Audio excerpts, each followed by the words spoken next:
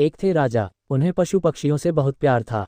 वे पशु पक्षियों से मिलने के लिए वन में जाते थे। हमेशा की तरह एक दिन राजा पशु पक्षियों को देखने के लिए वन में गए। अचानक आसमान में बादल छा गए और तेज तेज बारिश होने लगी। बारिश होने के कारण उन्हें ठीक से कुछ दिखाई नहीं दे रहा था। राजा रास्ता भटक गए। रास्ता ढूंढते ढूंढते किसी तरह राजा जंगल के किनारे पहुंच ही गए। भूख प्यास और थकान से बेचैन राजा एक बड़े से पेड़ के नीचे बैठ गए। तभी राजा को उधर से आते हुए 3 बालक दिखाई दिए। राजा ने उन्हें प्यार से अपने पास बुलाया। बच्चों, यहाँ आओ, मेरी बात सुनो। तीनों बालक हंसते खेलते राजा के पास आ गए।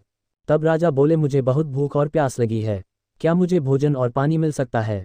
बालक बोले, पास में ही हमारा घर है, हम अभी जाकर आपके लिए भोजन और पानी लेकर आते हैं, आप बस थोड़ा सा इंतजार कीजिए। तीनों बालक दौड़कर गए और राजा के लिए भोजन और पानी ले आए। राजा बालकों के व्यवहार से बहुत खुश हुए।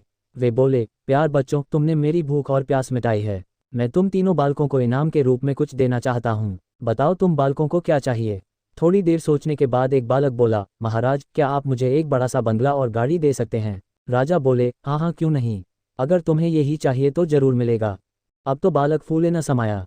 दूसरा बालक भी उछलते हुए बोला, मैं बहुत गरीब हूँ, मुझे धन चाहिए, जिससे मैं भी अच्छा अच्छा खा सकूं, अच्छे अच्छे कपड़े पहन सकूं और खूब मस्ती करूं। राजा मुस्कुराकर बोले, ठीक है बेटा, मैं तुम्हें बहुत सारा धन दूंगा। ये सुनकर दूसरा बालक खुशी से झूम उठा। भला तीसरा बालक क्यों चुप रहता? वह भी बोला, महाराज, क्या आप मेरा सपना भी पूरा करेंगे? मुस्कुराते हुए राजा ने बोला, क्यों नहीं, बोलो बेटा, तुम्हारा क्या सपना है? तुम्हें भी धन दौलत चाहिए? नहीं महाराज, मुझे धन दौलत नहीं चाहिए, मेरा सपना है कि मैं पढ़ लिख कर विद्वान बनूं। क्या आप मेरे लिए कुछ कर सकते हैं?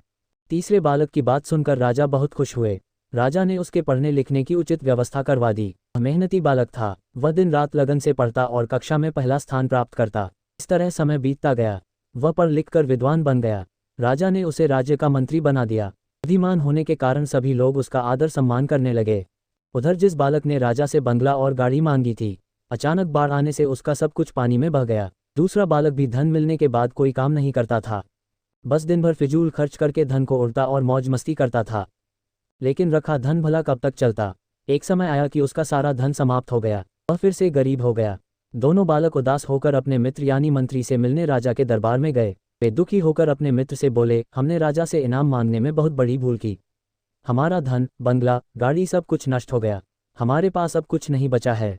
मित्र ने समझाते हुए कहा, किसी के भी पास धन दौलत हमेशा नहीं रहता, धन तो आता जाता रहता है, सिर्फ शिक्षा है जो हमेशा हमारे पास रहती है। धन से नहीं बल्कि शिक्षा से ही हम धनवान बनते हैं। दोनों बालकों को अपनी गलती पर बहुत पछतावा हुआ। उन्होंने तय किया कि हम भी मेहनत और लगन से पढ़ाई करेंगे और अपने जीवन को सुखी बनाएंगे।